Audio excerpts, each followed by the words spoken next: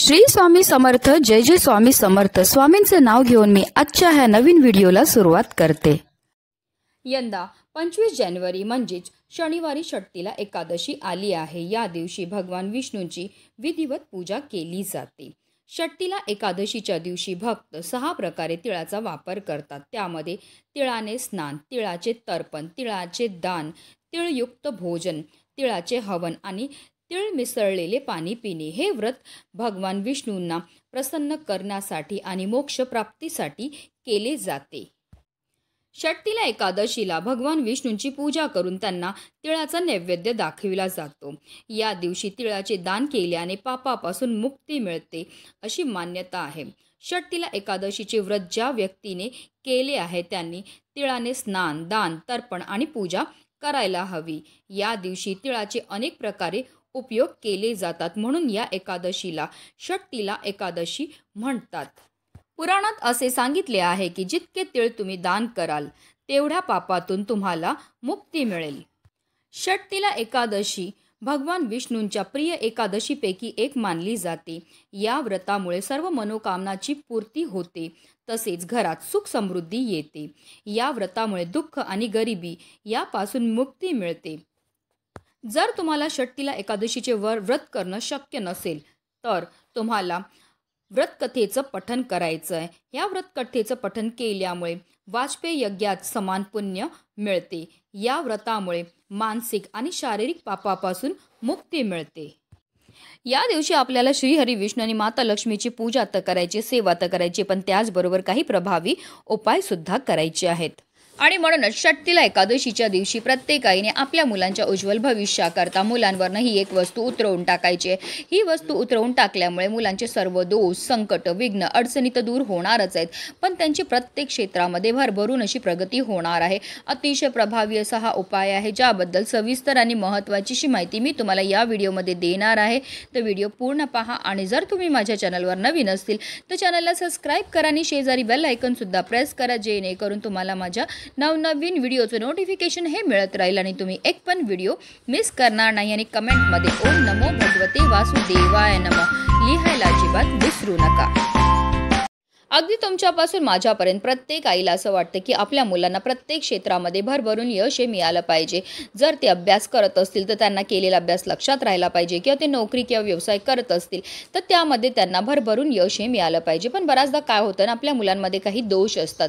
दोष म्हणजे काय, तर जर मुलांना नजर लागलेली असेल किंवा त्यांच्या कुंडलीमध्ये राहू, केतू, शनी या ग्रहांचे दुष्प्रभाव असतील किंवा पितृदोष असेल तर त्यामुळे सुद्धा आपल्या मुलांना कोणत्याही क्षेत्रामध्ये यश हे मिळत नाही. ते मेहनत तर करतात, कष्ट करतात, पण त्यांच्या कष्टाला त्यांच्या नशिबाची साथही मिळत नाही. जर तुमची मुलं वारंवार आजारी पडत असतील, हट्टीपणा करत असतील, चिडचिड करत असतील, त्यांना केलेला अभ्यास लक्षात राहत नसेल किंवा त्यांना नोकरी व्यवसायामध्ये यश मिळत नसेल, लग्न विवाह जुळण्यामध्ये समस्या येत असतील, तर आवर्जून प्रत्येक आईने आपल्या मुलांच्या उज्ज्वल भविष्याकरता हा प्रभावी उपाय जो आहे तो करायचं आहे. आता हा उपाय आपल्याला कधी करायचा, तर हा उपाय आपल्याला आज संध्याकाळी तुम्ही 6 वाजल्यापासून अगदी रात्री 12 वाजेपर्यंत सुद्धा करू शकतात. आता ह्या उपायाकरता आपल्याला एक मातीची पंतीही घ्यायची आहे, कारण मातीच्या पंतीमध्ये सकारात्मक अशा लहरी असतात आणि त्या मातीच्या पंतीमध्ये आपल्याला 2 वातीची 1 वात करून लांब वातही टाकायची आहे. तसेच ह्या दिव्यामध्ये आपल्याला तिळाचं तेल टाकायचं आहे. जर तुमच्याकडे तिळाचं तेल नसेल तर तुम्ही मोहरीचं तेल टाकलं तरीही चालणार आहे. त्यानंतर आपल्याला ह्या दिव्यामध्ये चिमूटभर पिवळी मोहरी जी आहे ती टाकायची आहे.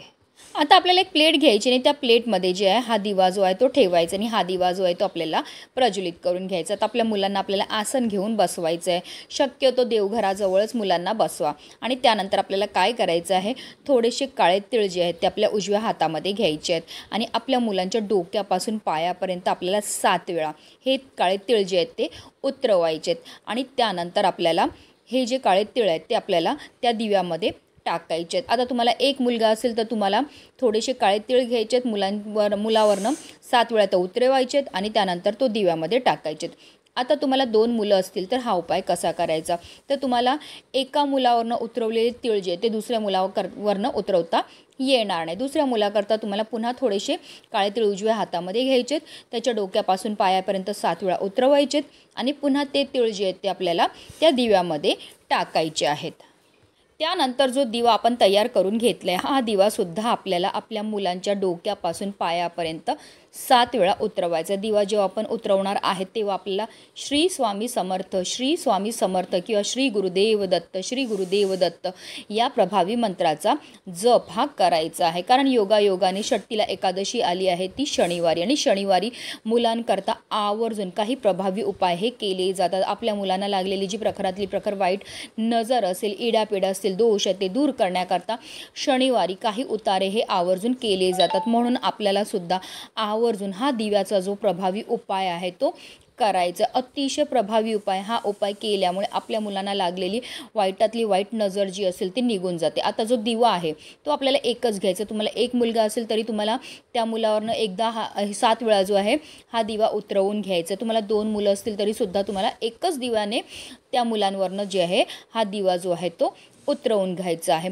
अशा रीतीने आपल्याला हा उपाय जो आहे तो आज करायचा आहे. नक्की करून पाहा. तुम्ही स्वतः अनुभव घेतील की तुमच्या मुलांचे जो हट्टीपणा आहे, चिडचिड आहे, दोष आहेत ते हळूहळू कमी व्हायला लागलेले आहेत आणि त्यांची मोठ्या प्रमाणामध्ये प्रगतीही व्हायला लागलेली आहे. म्हणूनच व्हिडिओ जास्तीत जास्त लोकांपर्यंत शेअर करा, जेणेकरून प्रत्येकाच्या मुलाच्या आयुष्याचं कल्याण हो, हीच मनामध्ये इच्छा. श्री स्वामी समर्थ. जय जय स्वामी समर्थ.